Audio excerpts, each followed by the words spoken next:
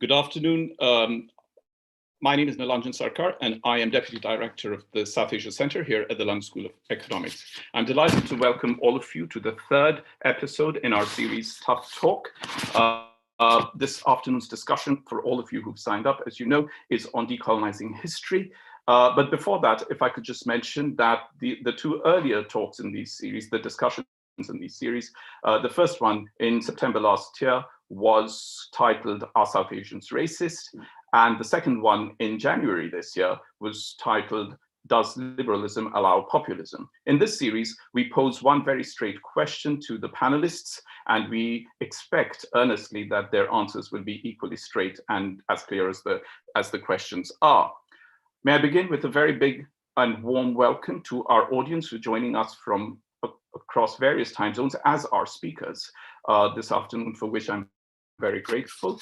The audience also I want to thank for the enormous interest that so many of you have shown in signing up for the event. It's very, very reassuring for all of us who've been studying history all our lives that so many people are interested in this event. The event is, as you know, on Zoom, but is being live streamed on YouTube. An unedited version of this recording will be available from tomorrow morning on our website, the LSE South Asia Center's website, in the events archive session. So if you would like to revisit it, or if you have friends or anyone who would like to watch it, then that's the place to go to. For members of the audience, please know that you are able to ask questions to individual panelists or to the panel as a whole. If you would like to ask a question, please type it in the chat box and I will pose it to them during the Q&A session. If you'd like to tweet, then please do tag us at SAsiaLSC. I should mention here that had this event been on site at LSE, members of the audience at LSE events have the right to not reveal their identity while asking a question. And in keeping with the spirit of that, at least, when I pose the questions, I will not be announcing the names of those who have asked the questions. Of course, I know that the names are visible on YouTube, but at least it will keep me close to the spirit. Before I introduce the panelists, I did want to say a few words, a little more than a few words, about why and how we at the center decided to curate this event and to pose the question in the way that we have posed it, which is decolonizing history, method or fact, ? First, and I cannot emphasize this enough, this event and the question that heads it relates only to the discipline of history and history writing.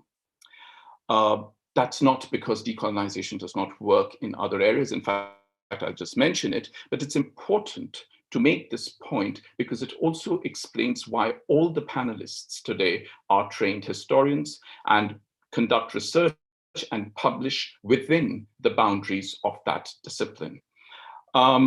Decolonization, as all of you will know, is also used extensively these days for several other disciplines, for instance, decolonizing economics, but also in several other contexts. You could decolonize water, you could decolonize the atlas, you can decolonize design.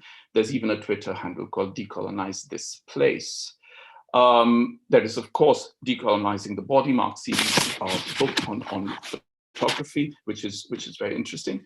But the event today is really focused on decolonization and history, the discipline. And the reason is that the moot question of this event is, when we use the term decolonization with history, does it refer to a new tool and or to conduct archival research and analysis, or is it a term or a new phrase which is felt now to be more useful, more evolved, more nuanced, more evocative, where it's possible to suggest that a large part of what is currently being termed decolonization has actually been happening for a long time, for several decades, but this is a term that for whatever reason has gained greater currency in current times, and therefore we use this. That essentially what historians do is that they research and they re-narrativize the archives in which they conduct research, and come up with interpretations and stories according to their, shall I say, proclivities. In other words, then, is decolonizing history, in fact, the evolution of the language of narrativization, where, in fact, the practice is principally similar, not identical, to historical research, generally speaking, but also more closely to, for instance, post-colonial history and studies conducted under that term. To put it another way, is there something that decolonization in history is doing that post-colonialism was not addressing, was not capable of addressing, or might have addressed had this term not gained the currency that it has at the moment? Or, at the other end of the spectrum, is decolonization in fact a new methodology, an established methodology, a school of interpretation, as we would say in earlier times, like we used to say the Marxist interpretation of history, with particular and unique tools of analysis with which we approach the archives, and how we then seek to narrativize a new history with an intentional perspective, even when we go back to the same archive. For instance, Subaltern Studies, of which David Arnold was part of that collective. So these are the two sides of this event, the two extremes, as it were. Why is this conversation important? And we debated a lot at the center about why we think we should have this event. And frankly, there are far too many reasons why we should, but I will over here only mention three, and very quickly. One is, though, when one reads about those who have written and conceptualized decolonization, the term and the category as a category of analysis, especially Walter Mignolo, you cannot but go away with the feeling that in several ways, its point of departure has an element of activism in it. And when you read course descriptions of decolonization and history, even at undergraduate levels, you will see in several places that decolonization is referred to as a movement. And then it is associated with history, the discipline. There's nothing wrong with that, but our moot question remains, which is it an established methodology, or is it largely and principally something that has been happening, but this is a more useful, more inclusive term. Not so when you read, for instance, Ali Meghji, the sociologist at Cambridge, who, and this was in the context most recently of the discussion about decolonizing the curriculum and the reactions from the British government over here in London. And I'm going to read out a couple of sentences from this very eloquent piece that he wrote for University News, which says, and I quote, it, as in decolonizing the curriculum, does not involve a cancelling of history and authors or the burning of any books. It is instead an additive process necessary for educational development. Decolonizing the curriculum actually embraces those histories that have been erased in dominant interpretations of the past. And while this is put very clearly and very well, it is also something that a lot of people have been doing for a long time without using the term decolonization. The second reason for having this event, having this discussion this afternoon, is that for some reason, and I'm hoping someone will be able to shed some light on this, positions seem to have been very hardened over the use of the term decolonization by those who do not subscribe to it, to the extent that the discipline itself seems to be felt to be under attack and needs to be reclaimed. These are our colleagues. They're also trained historians. And yet, it is not just about different schools of interpretation, but there is actually a question of legitimacy of one work versus another work, as opposed to one work over another work.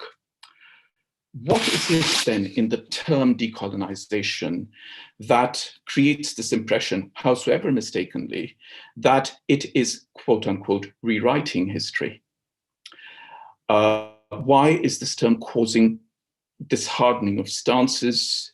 Is it because the prefix D is more unsettling than post for some people?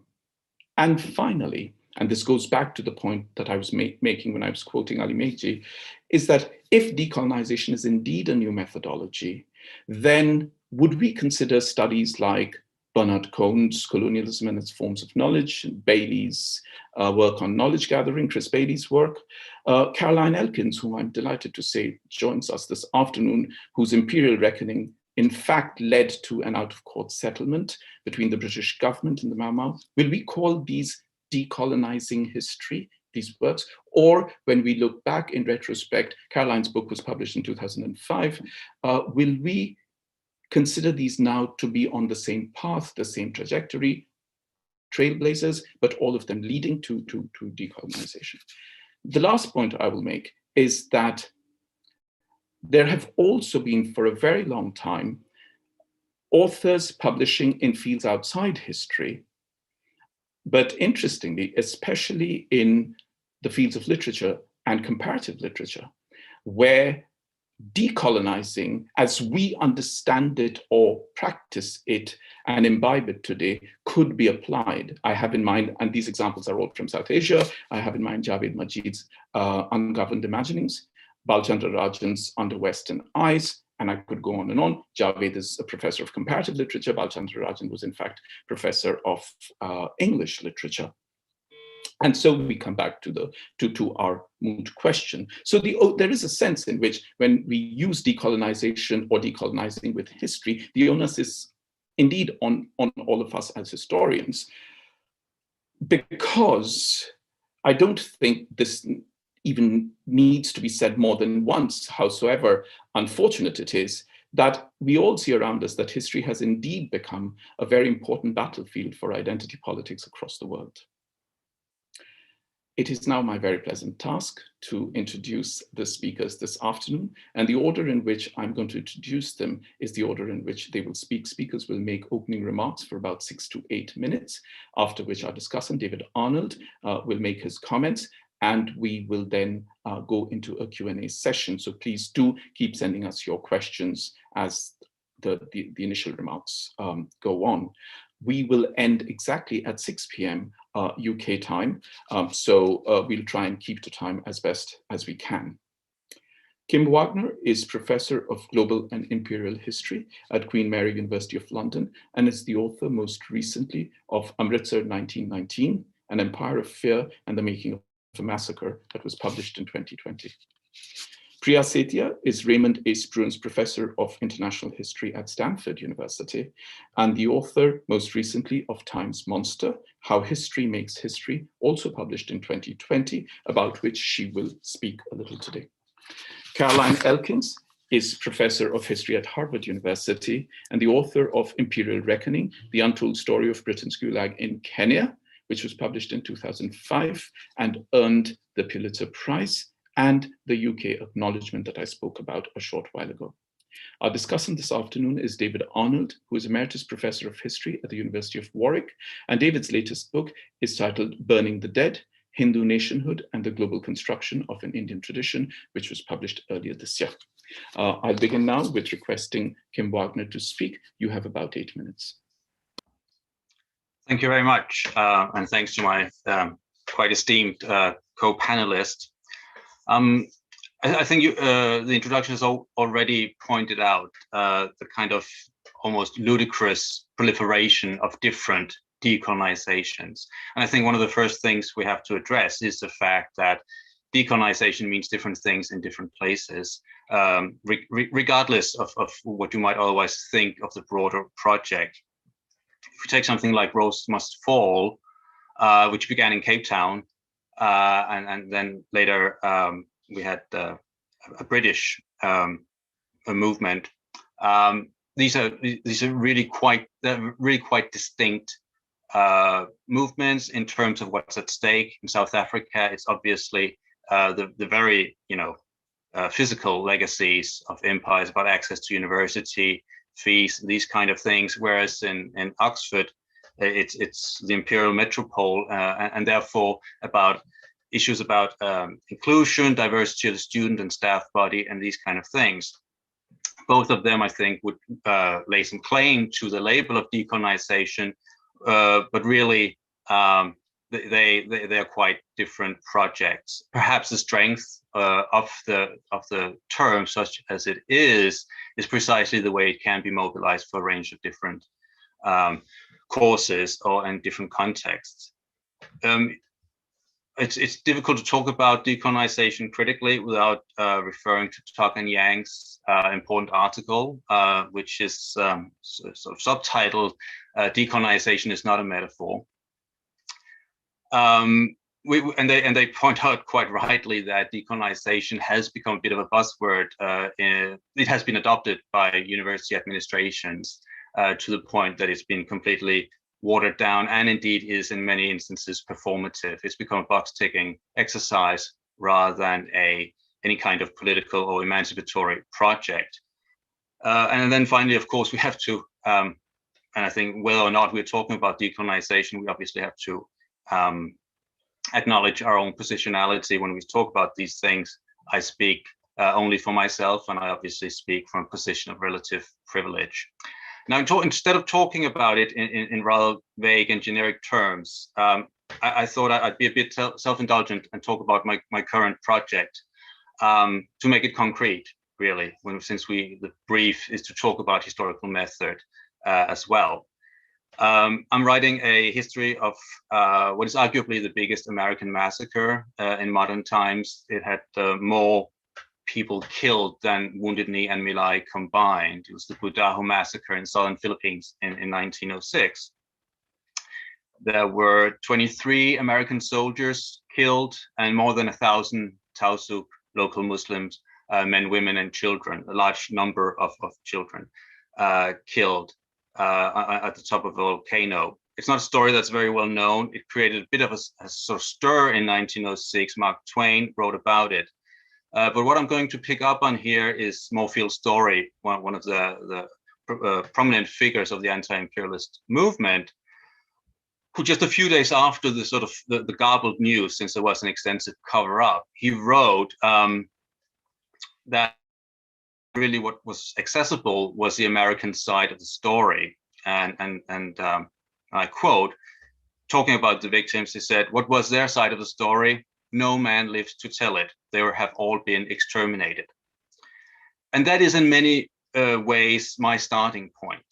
And so I would say my project is driven by a commitment to, as far as possible, because we are often working within a highly circumscribed, colonial archive. I don't have to, point that out. It's not always possible, but as far as possible, recover indigenous and subaltern experiences and perspectives, which is just a matter of telling different stories and taking different vantage point. This also means addressing head-on the deafening silences of the colonial archive and really making that part of the story, rather than pretending that these are merely mythological issues that we can overcome if we are just clever enough. Now, one of the issues we have to really consider is who we are writing for. And sometimes my anthropologist friends annoy me a bit when they pretend that they're writing for their informants in their village, which is of course not the case. We all have academic careers, we all have publishers and readerships. But one of the things I have thought about in my next book, I'm probably not going to do it, but I really felt almost inclined to dedicating the book as a non-dedication, really say this book is for the colonizers rather than the colonized. Because in many ways, it's absurd for a white male academic to pretend to be telling people who have for generations been at the receiving end of colonial violence what colonial violence is about. And therefore, in many ways, my imagined audience is rather the descendants of the colonizers, the descendants of the American soldiers in this particular case. And that already making clear what kind of questions we are asking and what we're trying to achieve here already helps navigate these issues here. And I've just got a few sort of almost box-ticking points that I use as lodestars for my project here. challenging exceptionalist and redemptive narratives, of which there are an awful lot in colonial and imperial history, that's really about calling out the deep hypocrisy of Western imperialism, which on the one hand dictated, but at the same time also justified extreme violence in the name of progress, which is not, I think, actually a highly political project, but a matter of basically revealing the hypocrisy as a factual matter, really. Another issue concerns countering the narrative that violence was episodic. It's something we still see, really, the rotten apple story, so that within a Whig narrative or neo-imperialist narrative, liberal imperialism is a force for good in the world. And when massacres and atrocities do happen, they're the exception that proves the rule. So when you can't actually deny or otherwise explain away, I think Mau Mau is an obvious case in point, same with the Amritsar massacre, you somehow make it seem as if it was episodic. This was not, as Churchill said about the Amritsar massacre, this is not how the British Empire really was. So one of the key things that I'm trying to do is to situate the large-scale events, the exception, within the much broader context of imperialism and everyday practices, so that we don't just end up with these sort of highlights, as it were, of colonial violence, which is really just sort of the tip of the iceberg, albeit the most notable one. A pretty basic point, I think, pertains to the language we use. I write so that atrocities are called by their name, so that Budaho, in which 23 American soldiers were killed and 1,000 local Tausuks, men, women, children, is described as a massacre and not a battle.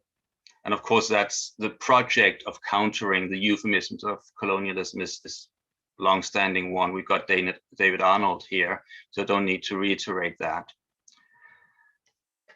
And finally, I think I'm at least driven to a commitment to acknowledge the legacies and afterlives of the historical events, and very explicitly write history in a way that draws the connections to the present, which is about resisting the temptation to really reiterate Eurocentric chronologies and periodization, which I explicitly intended to sort of cover up the deep historical causality of Western imperialism and the way the world looks today. So when I write about American soldiers massacring Muslims more than a century ago, the war on terror, the rhetoric, Islamophobic rhetoric is very much looming in the background. It doesn't necessarily mean we have to write in an overly presentist way, but I think it is important that the obvious continuities that are there are made explicit. I'm going to sort of wind up now. Perhaps what I've described are really sort of rather pedestrian approaches, which might equally be used to describe, as has already been raised in the introduction, global history, subordinate studies, or indeed post-colonial approaches. As far as a project, what I try to do is to make it impossible to defend the indefensible. And I do that by exposing the violence and brutality of Western imperialism. I don't feel the need personally to sort of claim the mantle of anti-colonial or indeed decolonial activism. For me, at least, the default logical and ethical position is one that recognizes the indisputable violence and oppression of Western imperialism. And being pro-empire, as far as I'm concerned, is not a position anyone can in good faith maintain. As we very well know, that hasn't stopped people from doing just that. But I don't need to claim that I am anti-imperialist in order to describe the violence and iniquities of imperialism. So really, if we want to talk about reparations, land distribution, reconciliation, etc., all of that proceeds from a basic acknowledgement of the past, of the historical facts and conditions, and that is really at the level at which I am working. And some might very likely suggest that there's nothing particularly decolonial about that, and in many ways that's fine with me. So I'll stop right here. Thank you very much, Kim. Would you, in one sentence, would you yourself say that your current research, as you described it, and several would have read the Amritsar book as also the Skull of Alambig, would you say that particularly Amritsar 1919 and the Buddha are decolonial, the term decolonialism can be used for it, or it's what you do? Decolonialism is tied to the anti-colonial struggle, and I think that's a really heavy mantle to claim. I write about people involved in the anti-colonial struggle. I sit with a laptop at a desk, and so I don't. If people think of my work as decolonial, that's fine, but I wouldn't necessarily describe it as such myself. Thank you very much. Priya Satia is Raymond A. Spruance Professor of International History at Stanford University, and her most recent book is titled Time's Monster: How History Makes History. Priya, please speak now. You have about 8 minutes. Thank you, and again, really honored to be in this company. So I'll first just, Nilanjan asked me to talk a little bit about my book. I hope you all can hear me. So I'll just talk about that first shortly. So the book is called Time's Monster, and it's a narrative of the central role of historians and of a particular historical vision in the making of the British Empire. So during the Enlightenment, there was a sort of shift in understandings of history from a mere chronicle of events to a way of narrating the past that could guide the moral exercise of agency in the present. And Enlightenment philosophers hoped that the study of history, narrated as a story of progress wrought by great men, would inspire young men of a certain class in their time to act in a manner that would itself further history's progress towards peace and civilization, with civilization understood as possession of certain material attainments. So the assumption of progress allowed these philosophers to make sense of why a good God permits evil in the world. So the idea was that in time, things that seemed evil to our ordinary moral sensibilities may be revealed as having been necessary to fulfillment of a providential plan, a history that's ultimately guided by God's hand. So the study of history was then about learning from heroic examples how to suspend that ordinary moral judgment in certain circumstances, how to recognize unnecessary evil and trust in providence. So the book explains how this kind of thinking drove liberal imperialism, again and again enabling Britons to set aside their qualms about destructive actions in the name of serving a historical purpose that would be vindicated in the future. So you had historians in very powerful administrative posts, from James Mill to Thomas Macaulay to John Stuart Mill, James Stephen, Winston Churchill, all ensuring the sway of this historical outlook in practical decision-making in the empire.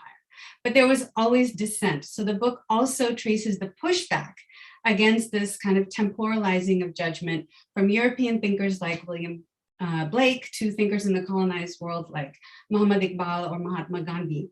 These kinds of critics insisted that the present cannot be sacrificed for the future, that we are morally accountable in the present. And that's sort of what the idea of nonviolence is about. And that history is not, the aim of history is not progress, but connection.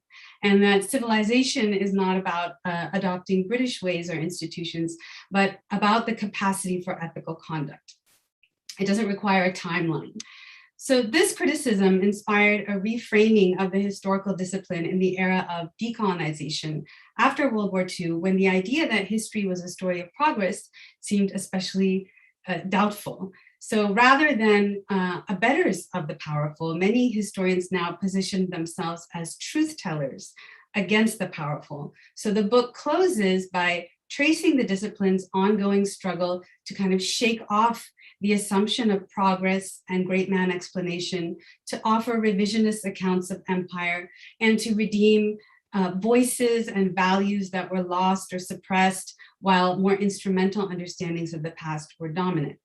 Now, that process remained incomplete because the Cold War and the War on Terror extended the life of liberal imperialism. And now climate crisis is sort of again forcing a reckoning as Brexit and kind of analogous movements around the world make clear the urgent need to tell new stories about the past, including ones that recover the anti-colonial values, especially of kinship with other beings, that we sort of set aside in deference to providential ideas of history. So the book asks historians to, engage, very conscious of the discipline's past role in empire, with current public struggles around empire's past, whether it's about reparations and memorialization and so on, and with the idea that these struggles create new future possibilities. It calls for decolonizing the discipline by adopting an anti-colonial understanding of its purpose. Although I appreciate what Kim just said about, being careful about adopting that mantle as a scholar at a desk. The decolonizing lies in illumination of the historical discipline's role in empire and in disavowing the vestiges of that role and in making redress for it. And this decolonizing depends on, but is not the same as, greater inclusivity in a discipline long monopolized by and serving the interests of a certain class of white men. Decolonizing, now Nilanjan asked me to talk a little bit about how we think about the archives in this process. So decolonizing our approach to the archives means recognizing that colonial priorities and that colonial historical outlook have shaped those archives. They shape what was kept and released, what was destroyed or hidden, how the archives are even structured, who has been allowed to leave traces in them. Decolonization asks historians to stop taking archives as transparent repositories of truth, because doing so tends to automatically reinforce the colonial narratives that the archives were sculpted to support. Post-war decolonization remained incomplete, partly thanks to deliberate destruction of archives. And I'm sure Carrie will talk more about this, which really helped erase memory and helped enable continuity, kind of neo-colonialism in post-colonial relations. Now, that said, beyond the archives, the point of my book was that decolonizing the discipline also means dealing with that default colonial epistemological outlook, that assumption of a universal path to progress, which has become a cultural common sense well beyond the historical discipline, kind of undergirding the social sciences broadly, as well as our sense of our kind of common sense about social and political possibility. And I think that's what anti-colonial thinkers called for a century ago. They said, let's abandon a historical mindset that asks us to set aside ethics in the name of history. So whether you think of Gandhi or Frantz Fanon or other anti-colonial thinkers, they all warned that decolonization, the mere transfer of power, that decolonization won't be achieved with the mere transfer of power, with just the departure of the British or the French. Decolonization required transformation at the level of the self, an ethical remaking of selves, decolonization of the mind and body, what Fanon called a new humanism.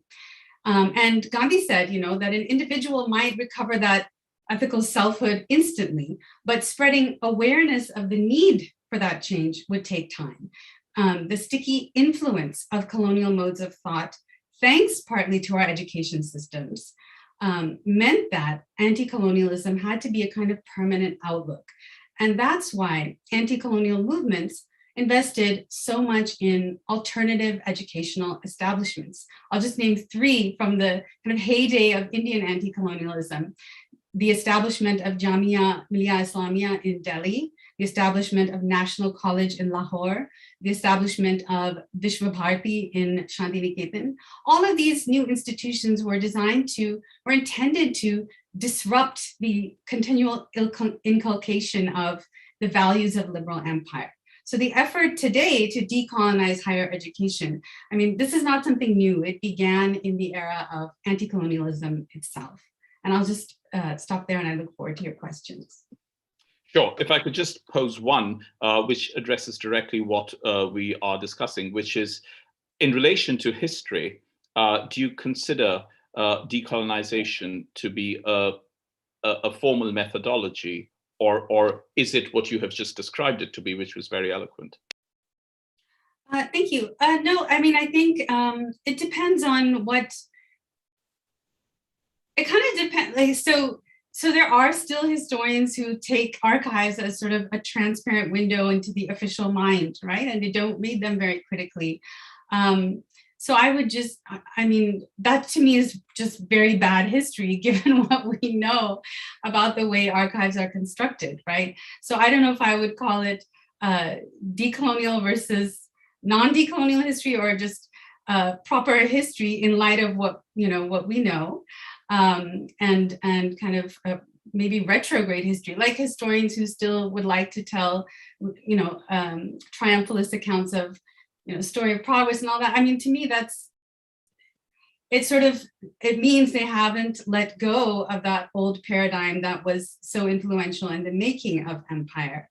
So to that extent, I guess that is an absence of having decolonized the mind of those historians. But I don't know why I'm sort of hesitant to claim what I'm doing as decolonizing, because I've always just thought this was sort of a way of, maybe what Kim is saying too, is sort of like another version of history from below, which is just a very legitimate way of doing history, and it has been for a very long time, and came out of anti-colonialism, which is something that I talk about in the book. So maybe I would maybe more embrace anti-colonial, with the caveat, what Kim already said, that knowing that we're just scholars at the end of the day, more than decolonial, because I think it precedes that. Thank you very much. Before we go on to our next speaker, could I just say, for the benefit of the audience, that if you would like to ask any questions, please do so in the chat box on the YouTube channel, which is where you're watching it. And I can see a couple of questions coming in, but please feel free to write. Caroline Elkins, who's our next speaker, is professor of history at Harvard University and the author of Imperial, The Untold Story of Britain's Gulag in Kenya, amongst other books that she has since published. This book, Imperial Reckoning, was published in 2005, and as I mentioned in the introduction, received a Pulitzer Prize. But equally importantly, in 2013, the British government agreed to an out-of-court settlement with the Mama who had been tortured at that time. And the then High Commissioner, Christian Turner, said, and I'm going to read out his quote, which is very important: "The British government recognizes that Kenyans were subject to torture and ill treatment at the hands of the colonial administration, and the government sincerely regrets that these abuses took place."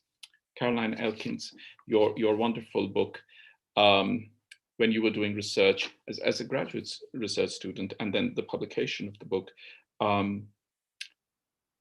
when you see it as part of the litany of terms that have come into currency in the writing of history by various kinds of historians, would you, in retrospect, see this as part of that, or do you see it as, well, you were just doing research?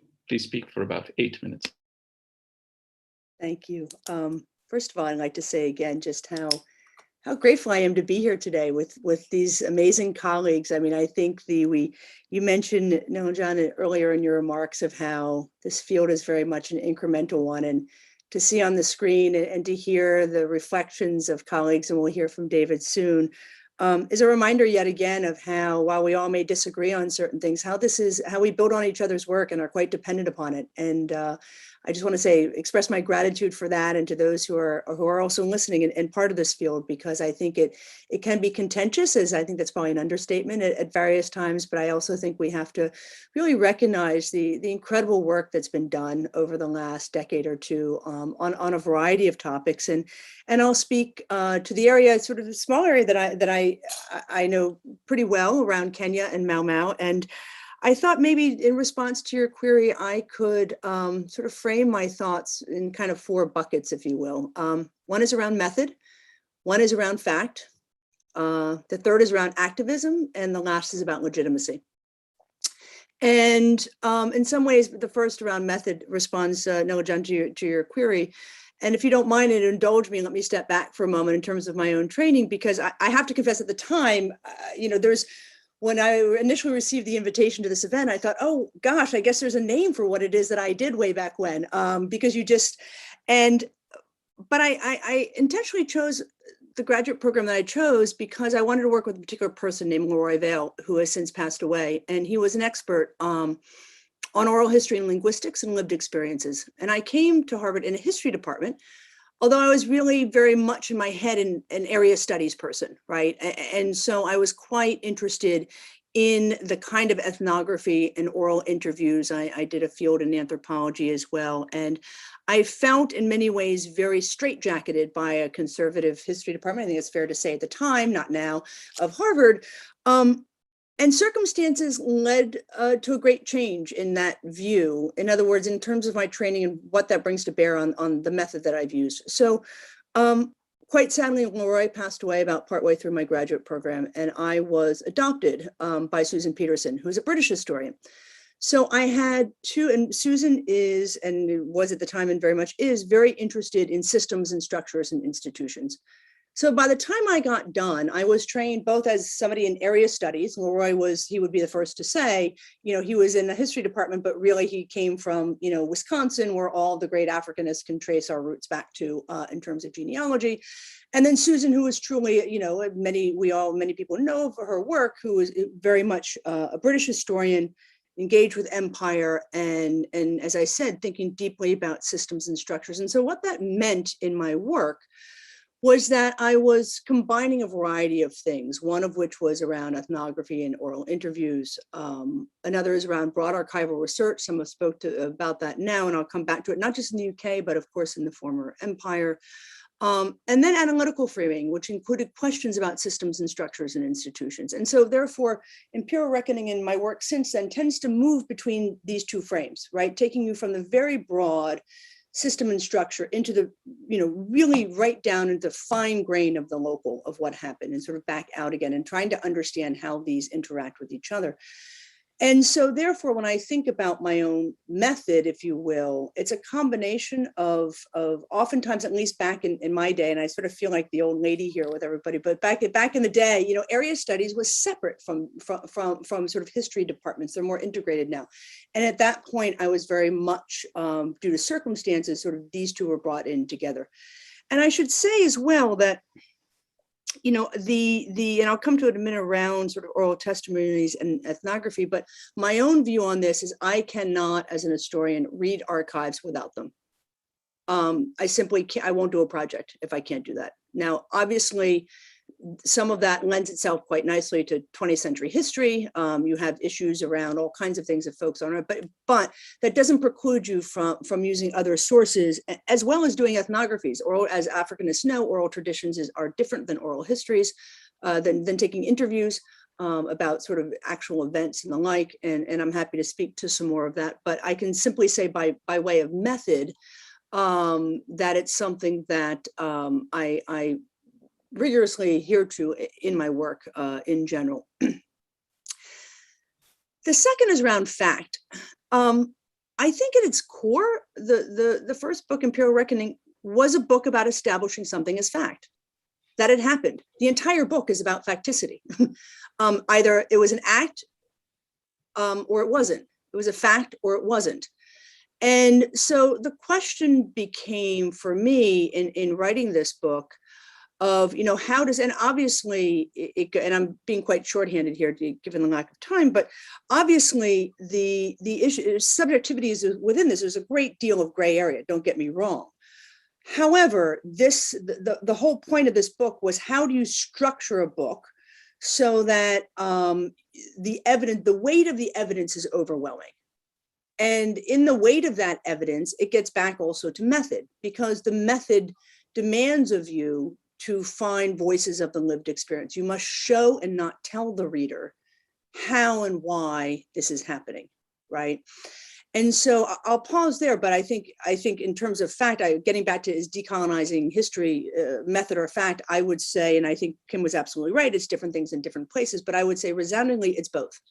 It's method and it's fact. And I think the moment we lose sight of facticity is the moment we lose sight of the crux of this debate, whether or not something happened or it didn't, and why didn't it happen. Now, obviously the Mamo case was quite extreme, but I look at the work of Kim and Priya, and I see that in much of their work when I read through, and I think we can easily sort of think of ourselves in this post-structural period and postmodern period, we can lose sight of the importance of that element, which brings me to the question of activism in the case, because I think it's here where history and the law, if you will, intersected, which demanded from me when I came on board, and I'll talk very briefly about the case, but it was all about, in a courtroom, something is a fact or an act or it's not.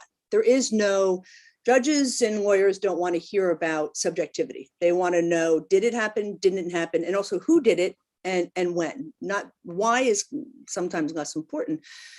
But I think I think in my own view on activism is that certainly there are many activist historians that preceded me, and there are many, many others. And I think it's fantastic the way the field has changed around this. And activists in different ways, right? And how we see our work. And so I want to be very clear that I'm speaking for myself here. And that is, I was insistent at the time when the claimants began to come forward that, and it was their choice to pursue the case, that it was my professional responsibility to provide my time and research with, and I would say a giant footnote, without compromising my work's integrity. And so therefore, there are times when you're involved in a suit like this where there's many intersections. I always say that lawyers are frustrated historians and historians are often frustrated lawyers because in some ways we're chasing some of the same things. But there are differences around evidence that one is willing to and not willing to compromise on. But I think it's very important, and at least from my view, is that one can maintain the integrity of our work and still be an activist historian. They don't preclude, it's not, one doesn't have to be this whole idea that historians must be neutral. And therefore, if you're an activist historian, you're not neutral. That somehow that's a priori. And I just think that's ridiculous. I think that you can be rigorous in your work and also quite activist. They're not mutually exclusive. And on the last point around legitimacy, and this was raised, Noel John, in some of your initial comments, and I'll make a broad sweeping statement, but my experience has been that oftentimes political questions and turf wars often masquerade as debates about method and precision about sources. They're red herrings to the issues at hand. And I think a few things on this. I think we have to be willing to be generous with colleagues who are seeing their fields perhaps or feeling that their fields are eroding, that there are the canons of their fields are being questioned in ways that are threatening. I think from a personal standpoint, we have to be mindful of that if we want to engage in meaningful debate, as opposed to simply just dismissing folks. But I do think that it is important to point out quite clearly, when is something truly a debate about method and when is something really a debate about politics? Or politics of a field or whatever the case may be. And those are often difficult to parse out. And in some ways, I'm going to end on this point. In some ways, this Mau case, and I've made this point in a couple of articles that I've written, in the courtroom, none of this mattered. All of the discussions we're having here were completely irrelevant to the judge. The judge wanted to know, did something happen or didn't it? And was it, in this instance, in the context of the case, were these, and we dealt with a whole range of issues around British law, but one of which was this, it was systematic, right? We can't explain this off of one-off, sort of one-off and bad apples, and we all know the outcome of the case. But I think it's important, again, to be thinking about this, the ways in which this case, and Priya gestured to it, also brought us back to the question about sources. And this brings me to my last point. So in the context of the case, as we all know, there were the hand slope disclosures that have been written about quite extensively, which we all have used in various ways, many of us, in the context of our subsequent research. And it's a unique, I think, very unique, at least in my experience, where in my case, a book was written and then all these documents are found. And of course, it's a bit of a nerve-wracking experience if you're me, thinking before you actually get to go through the documents, was I right or wasn't I? How off, what, And so, but I think it does bring us back to this question about legitimacy and revisionism, and I'll end on this point. And that is when Imperial Reckoning first came out, and look, I was an assistant professor and kind of new to the profession, and it was, there was a lot of criticism at the time, and it was pretty wounding, and it was very difficult to sort of pick myself up from that. And I remember a senior colleague kind of giving me a pep talk and saying, look, Carrie, revisionism goes through sort of 3 steps. The first of which is everybody tells you you're wrong. He said, you're clearly stuck there right now.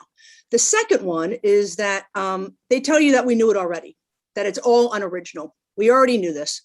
And the third one is that your work is actually integrated into the canon, and it becomes a piece of revisionism. And he said, then he paused and he said, and we all hope that we live to see the second stage.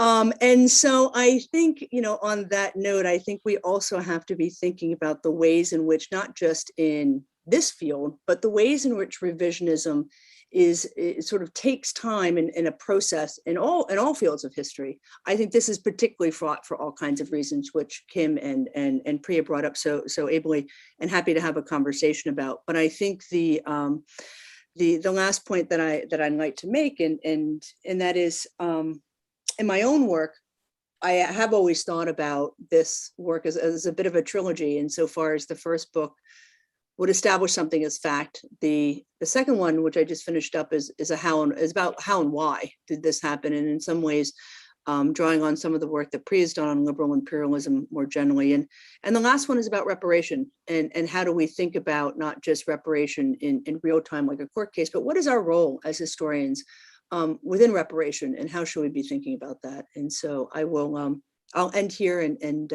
most of all, thank you again. Thank you very much. David Arnold is Emeritus Professor of History at the University of Warwick, and David's latest book is titled Burning the Dead, Hindu Nationhood and the Global Construction of an Indian Tradition, which was published earlier this year. David, what do you think of all this, and what are your views? Okay. Well, thanks, Nilanjan. I think the approaches of our 3 speakers are more or less, as one might expect, congruent. I wasn't expecting anyone here to offer a defense of empire. So to that extent, we're all talking from the same sheet.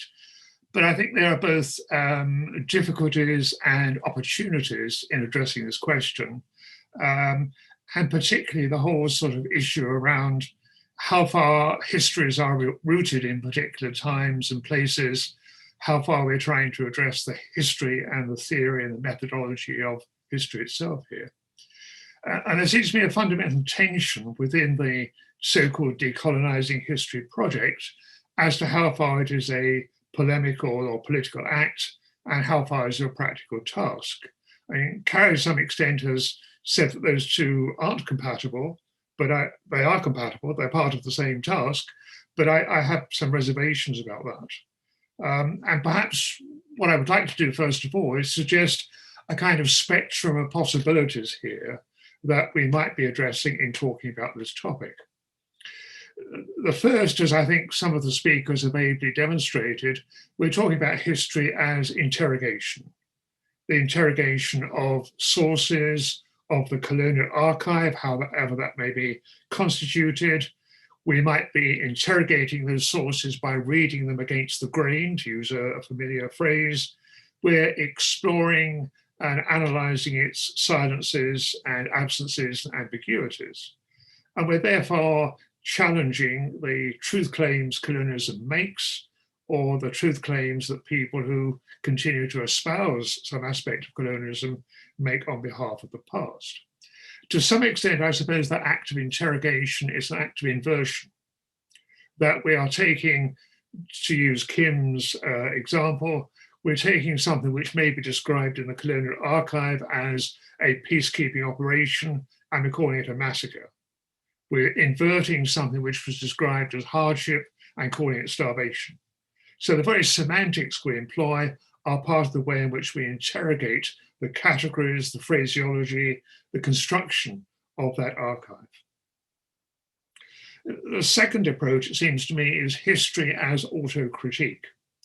We're asking, as Kim suggested, historians to look at themselves and at their discipline in a self-critical manner, to recognize the role they play as individuals, as a profession, in creating, legitimizing, and replicating empire. And Priya's book, to some extent, deals with this kind of issue, which is asking historians to do more, or to do something, to actually function as critics of themselves, of their own profession, and the way in which they work.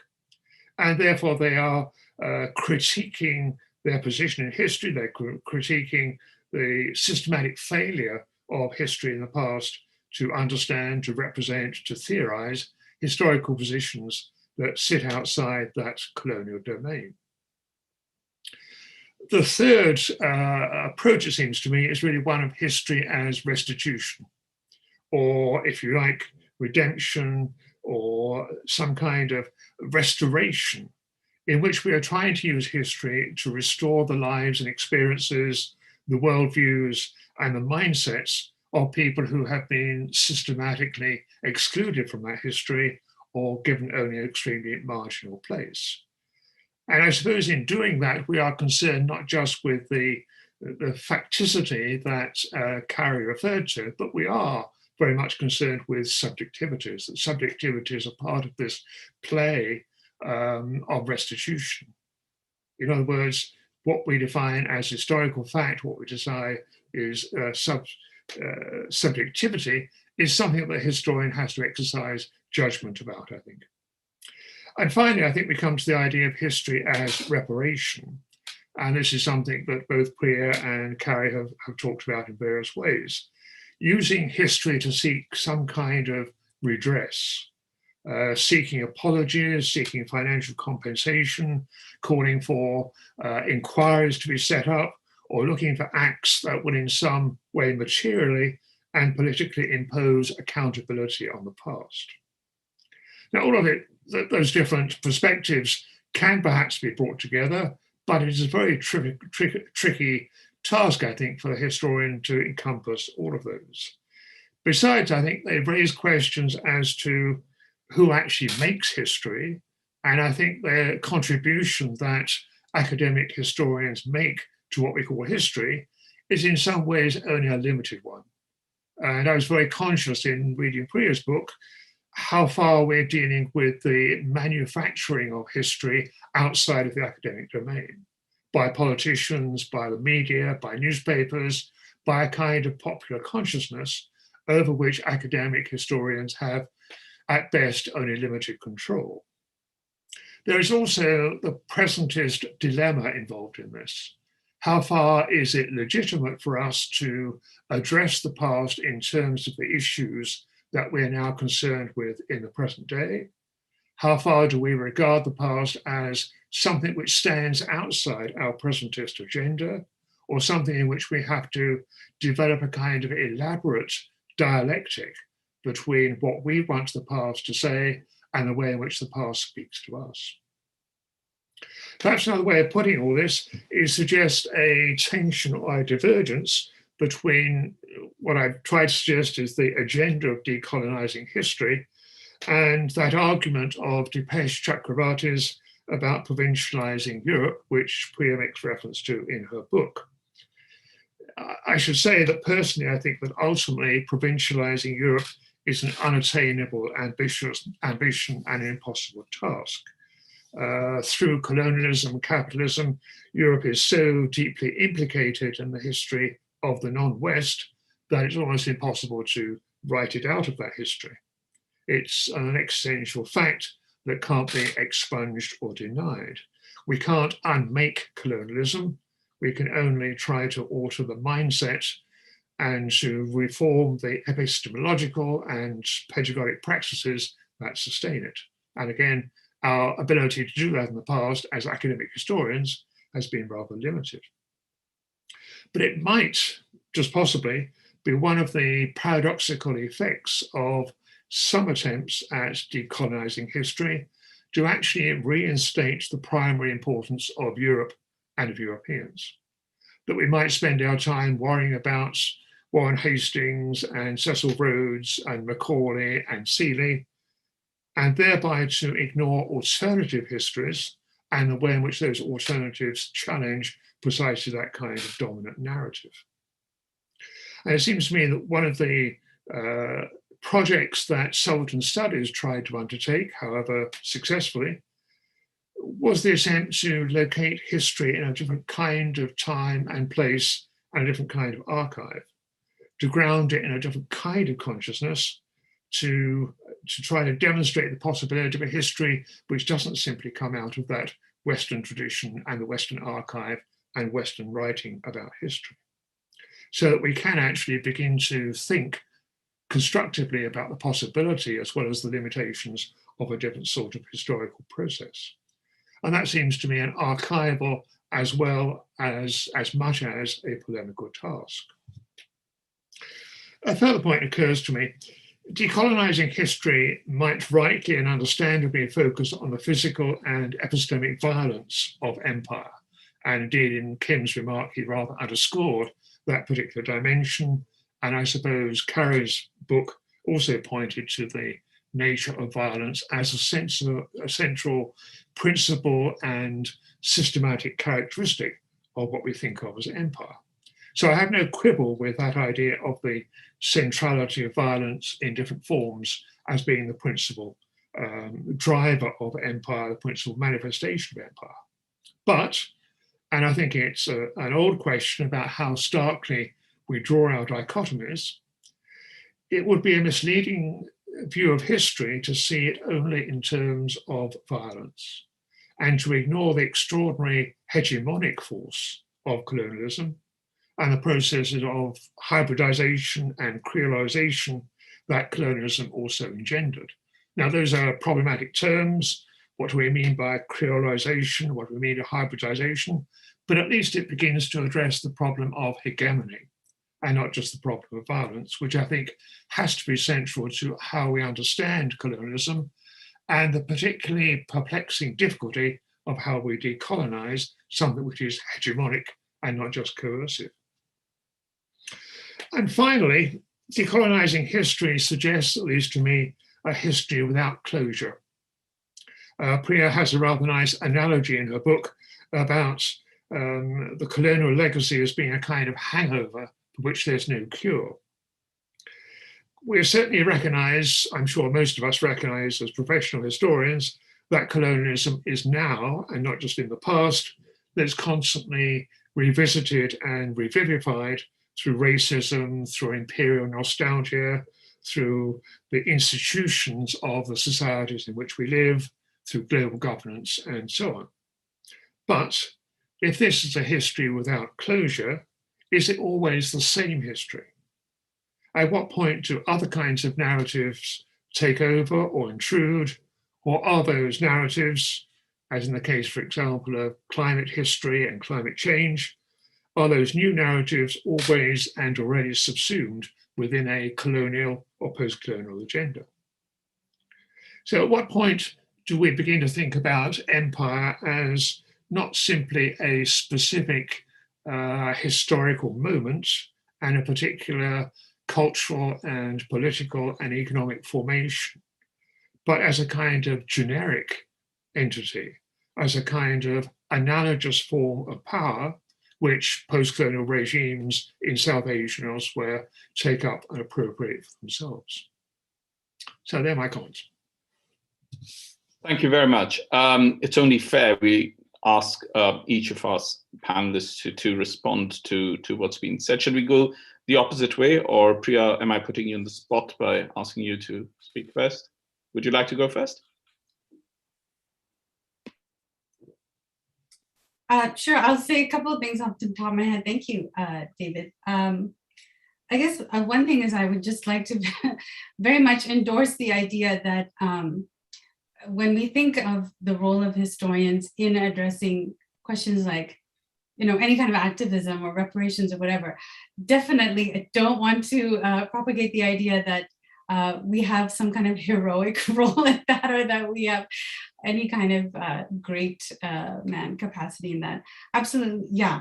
So I think that's important, that whatever we do, it's again participating in collective efforts that are ongoing, that often are initiated by students and young people, which is why universities have been so central in this, all these conversations. They are still sites of kind of political activism, and we are there. And so there is a role for us.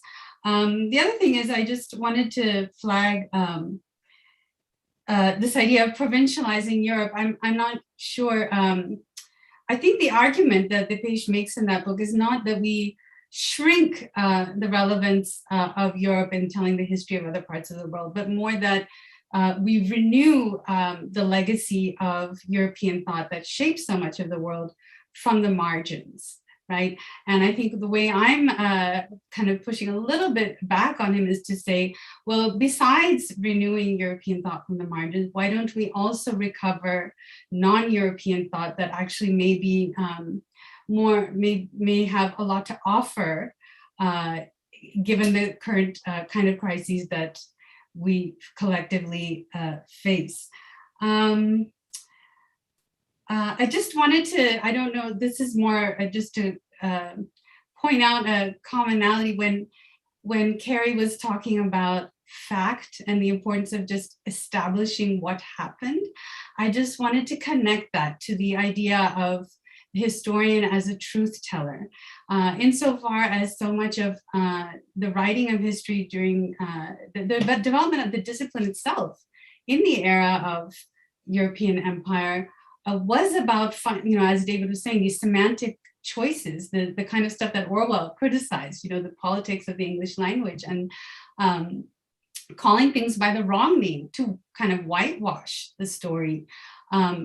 Then it is sort of the professional burden of historians insofar as it is about establishing fact, and as Kim said, acknowledging that there are not just these sort of moments of extreme abuse, but as a matter of fact, there was continual violence, and whether it's the aerial policing regime I worked on, or whether that's an everyday form of violence, or whether it's singular moments, but that is all truth telling, and that is the ethical professional burden of historians. So I just wanted to connect because I feel like that came up in a few different places, and I think it's a resonant point in all of our comments. But I'll just stop there. I wasn't sure I was going to respond first, but if more things come, I'll raise my hand.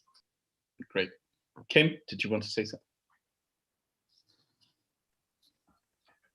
Yeah, I guess it's well, to follow up on a few different things, particularly what Priya just said, referring to the systematic or systemic issue of colonial violence. And I think David's point is very well taken, that violence is not this one-sided.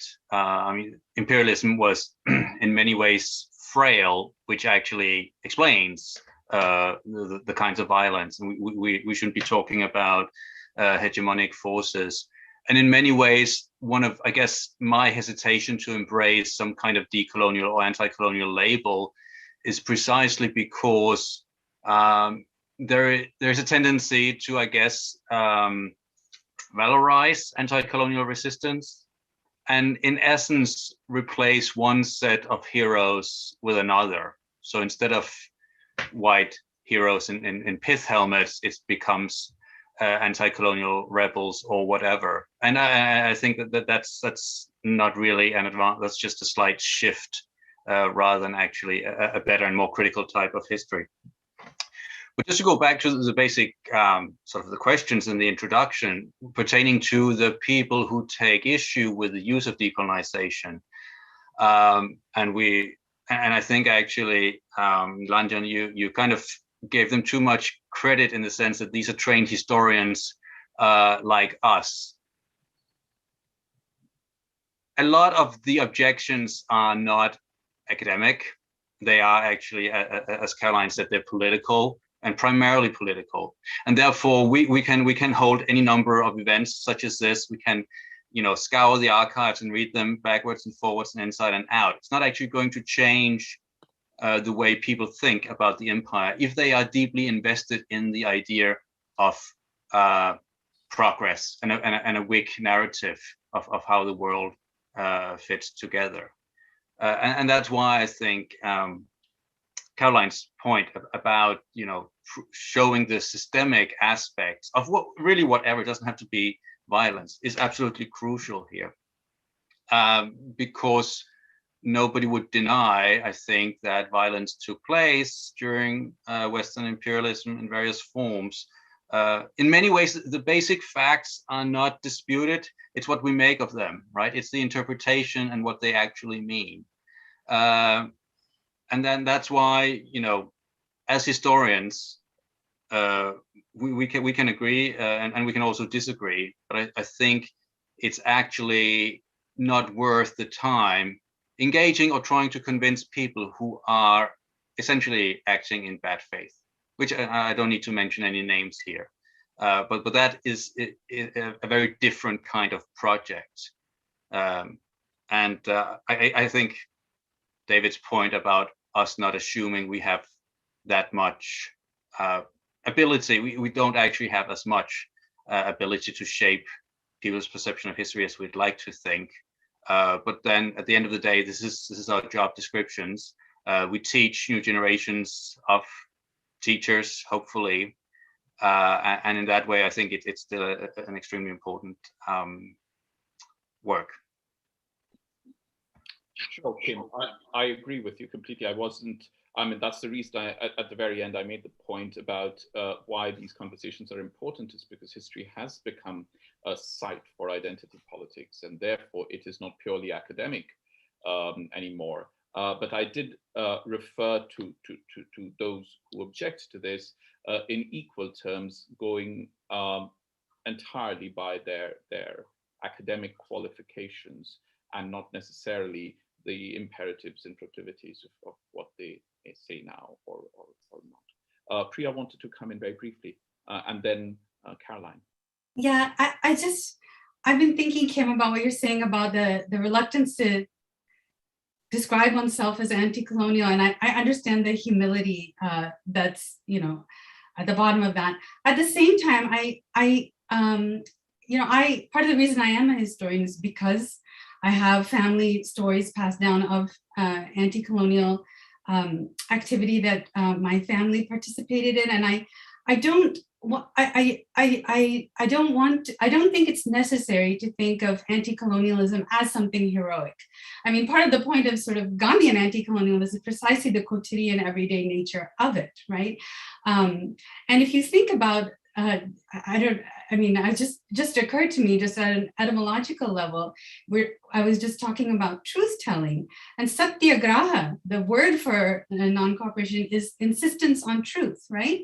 And in a way, that a history that's done with that kind of attitude is inherently anti-colonial. And I don't think it means that you're positioning yourself in any kind of heroic capacity. It means that you're engaged in that mental process of decolonizing your own mind, that as a way of life, as a constant process of questioning what's handed down to you. That's a critical attitude. And I think we can use the word anti-colonial in that very, everyday sense, as, in addition to, or, maybe in preference to the more heroic sense of the word. Just wanted to make that note. Sure. Thanks, Caroline. Briefly, we have a few questions and we have about 15 minutes. Sure, no problem. I'll be very brief. I'm going to come back to the point that Priya was just making, as well as Kim. But I first thing, just a kind of a headline. I think that we also, and for my own self, stepping back, I think many people are demanding of us as historians to try to understand, how did we get to where we are today? And in many ways, as a profession, we're allergic to being presentist. Yet if we are not, or in some way don't begin connecting those dots, Fox News and the New York Times, all sorts of non-experts are going to do it for us anyway. And I think that I think there's a grappling right now in our profession of how to handle this. And this isn't something new. It's happened in previous generations, but it's more acute in some ways. And it's acute to us in this particular setting because we're talking about a topic where both old generations and new want to understand how and why things are they are today. How and why are things, is racism a problem in the UK? How and why do we have laws on the books, whether it's in India or Palestine, take your pick, that are drawn from the colonial period? And how and why, and this brings me to my last point, did violence shape the world? And how and why is it still doing that today? And I think it's on this point, I agree with much of what you said, David. I do disagree with you on this one, on violence as sort of a misleading, that we're veering into a misleading view of violence in history. And I think that if we miss the mark that empire was inherently a violent project, that's a given, then we're going to be led astray. And I think the field was led astray. And in some ways, Priya's book points to this, right? And the nature by which her work and Richard Drayton's and others, when we think about the official mind of history, when that whole period came about, when empire wasn't so sure about things, it turned itself away from the scene of the crime, as Drayton tells us, right? And so the question becomes, not is it heroic, not is it one-sided, not is it, these are situations where, as Kim and Priya has pointed out, and I certainly do in my own work, these are anti-colonial struggles, these are civil wars, they're the whole range of things. But the question is, how do we begin to untangle that, both in real physical violence, epistemological violence? And, I think, and this is where, because I want to end on this point, because I do hear your point at the same time, David, about the question about creolization, for lack of better terms, hybridization. And yet at the same time, that also becomes very political, right? Because if we think to the very recent Boris Johnson Commission on Race and Ethnic Disparities report, and Tony Sewell, and I'll probably come close to quoting him, but he basically says the news story about the Caribbean experience speaks to the slave period not only of being of profit and suffering, but how culturally African people transformed themselves into remodeled African Britain. This was slavery, right? And so I think we need to be very careful about how we're thinking about violence and its impact, and the ways in which debates within our own fields around, as thank you, Kim, for sort of amplifying some of that, around questions about politics and turf wars. These have real cascading effects into the present day and the here and now. And when I read a report like Sewell's, it makes me very cautious about how I think about violence and present it, because suddenly all of us are seen as, in our professional roles, as truth tellers in some ways and are picked up on that. But I think we just need to be very, very self-aware of what we're doing is not just in an echo chamber. It matters very much out there. And the question becomes, how is it that we think about our work and the intersection with what's going on in the public space, and around the questions, and I'll end on this point, around how we're thinking and defining decolonization, because in many ways we are both studying a story and actors in that story presently. And that self-awareness is crucial. And trying to toe a middle line on this is very, very difficult. And it's different than being at an academic conference and trying to toe a middle line, when you have to go toe to toe with people like Sewell and others to try to explain precisely how and why the world is looking the way that it is in the post-colonial space of the British Empire. David, did you want to come back briefly? Otherwise, we have a few questions that we have about 10 minutes. I didn't mean to minimize the centrality of violence. In fact, I thought I made that point. But if you look at the history of South Asia, it's difficult to see that as entirely a history of violence. I mean, it is so much more complicated than that there is so much in education, in science, in technology, which is not simply about physical violence or even epistemic violence. And it seems to me in some ways more difficult to address that hegemonic issue, the incorporation of Indian minds and bodies into that colonial project, that to me is extremely difficult to analyze. And I don't wish to disparage people who concentrate on violence. I've done it myself. But I think in some ways, it does seem to present us with a more straightforward understanding of colonialism than this very complicated engagement between colonialism and its Indian or African subjects. I think that is a real problem, which I don't think any historian has really grappled with. Okay, I'm going to bring in the You're question. saying that historians haven't grappled with the fact that that it's not just a simple binary of colonizers and colonized? That would be putting it rather crudely, but I think it is all too easy to see it, to fall back onto a binary position. But I don't think anyone here is doing that, and I think people right. No, but I think the best work on imperialism always acknowledges. I mean, even the anti-colonial thinkers were talking. Fanon has the whole chapter on the national bourgeoisie and the complicity and that's the kind of the point I'm making. That makes sense. We have to continue to investigate that as our historical investigations expand into other fields and so on. I think that's what the decolonizing question is about, right? That's why it happens in the metropole as much as in the former colonized world, because it's something that, as even those 100 years ago anti-colonial thinkers told us, it has to be done globally because this deformed all our minds, right? That I'm not disputing that. That's just extending the point I'm making. All I'm trying to say is that we can't read even the violence of colonialism simply through the idea of violence alone. That the whole colonial process is a much more complicated process that involves all kinds of different engagements and confrontations. That was all I was trying to say. Okay, I'll bring in the few relevant questions. I'm going to read all of them out together. There's 3 of them. And they're actually generic questions, so some of you can choose to answer and ask. So the first one is, would the panel agree that given the hostility of revisionists to decolonization, that the accusation that revisionism is just reheated justification of imperialism has been shown to have credibility? This is the questions coming more from the perspective of the Irish and the closely related British varieties of so-called revisionism, etc. That's one question. Another question is, should we think differently about decolonizing histories of imperialism and quote unquote informal empires as distinct from histories of formal colonialism? That's the second question.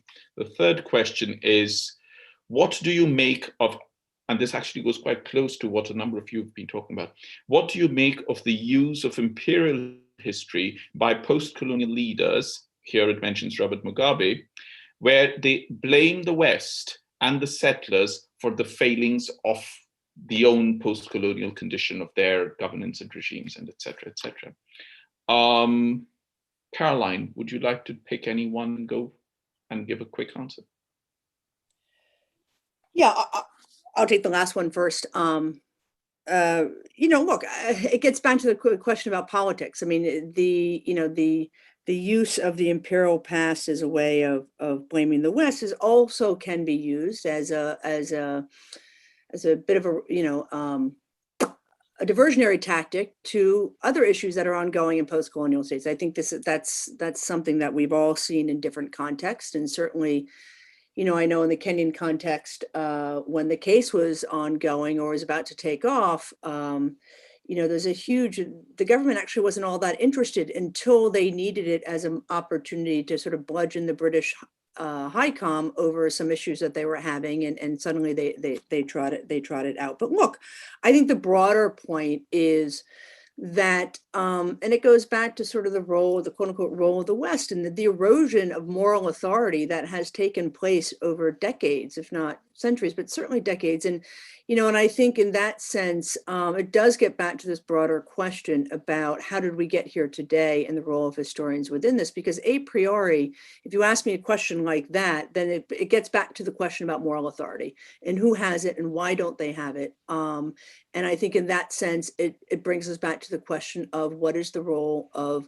history and what is the role of empires in understanding how these individuals like Mugabe did, and like many others have, take the position that they have.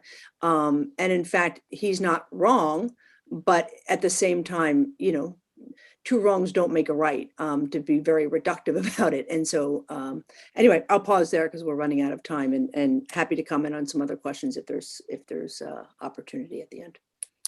Priya, did you want to take any of the other two questions? One was on, should we think differently about decolonizing histories of imperialism as distinct from histories of formal colonialism? And the other was on the whole question of revisionism and the hostility towards decolonization.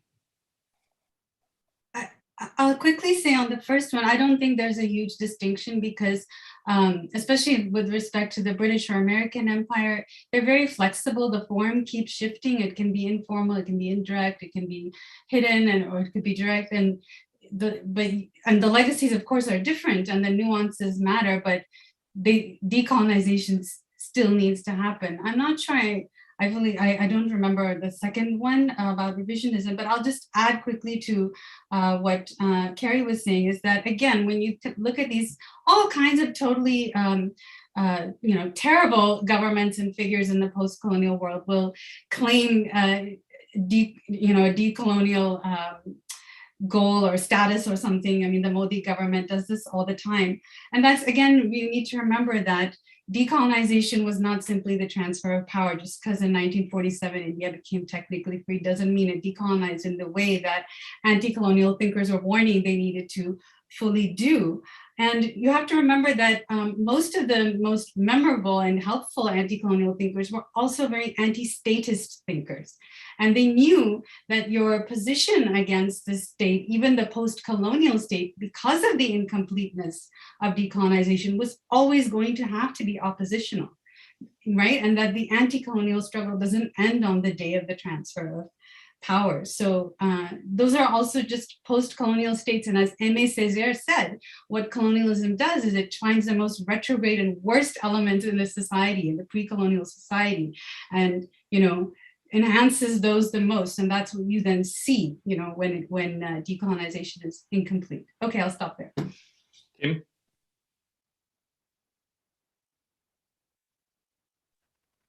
I guess I'll just speak quickly to the first issue. I mean, I think one of the key things to remember is that there's not a single critic of the decolonial movement, broadly conceived, who's a historian of empire, right? I mean, we are talking about an awful lot of straw man whataboutery, really. And as anybody can tell, we don't necessarily agree, everybody on this panel, and we are quite happy to discuss and debate. This is not a matter of either towing the line or some kind of, a Stalinist imposition of particular views. Historians, they argue all the time, and history is being rewritten all the time. So even the use of a term such as revisionist, I have serious issues with.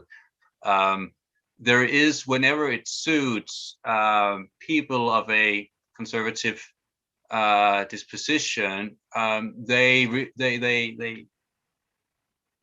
speak out against what they perceive as some kind of rewriting history. And what they mean is not actually new research, it's not actually showing new perspectives and adding. They're not actually engaging with the actual work that's going on. What they react to is that the history that they are used to, their history is being challenged, and that's a pushback. Same thing with statues, repatriation, and these kind of things. Nobody actually gives a damn about these statues, but some people are deeply invested in the historical narrative that these statues are taken to embody. So to remove a statue is perceived as a personal attack if you identify with a particular exceptionalist narrative. So in many ways, we just have to recognize that this is a political debate as much as it is a academic disciplinary one, really. Thank you very much, Kim. David, did you want to have the last word? No, I don't think so. I think you're running out of time, aren't you? All right. Well, thank you very much. I think we've thank you very much, all of you first, as well as to the audience who've been watching. We've achieved what I had hoped we would set out to achieve when I first thought of putting this panel together, which is that when we're using the word decolonization with the discipline of history, we are really, all of us, referring to actually quite an eclectic set of concerns and practices that you know, eventually will always unsettle and decenter a certain kind of master narrative. And I think all of you have been very eloquent, but Kim just now put it very well in saying that those who are speaking against it are often found to be thinking in peculiarly homogeneous ways and in ways that don't criticize each other's perspective in the way that variety has come across in this panel discussion. We could go on forever, but it's exactly 6 o'clock and I want to stop. But if I could please announce, and Kim referred to it as well in passing, our next event on decolonization is on the 18th of November, and it is around Alex von Tinselmann's recent book, Fallen Idols, and is called Statues, Can History Be Toppled? And we hope you will join us for that. But for the moment, Kim Wagner, Priya Satia, Caroline Elkins, and David Arnold, thank you very much for participating, and thank you to the audience. Goodbye.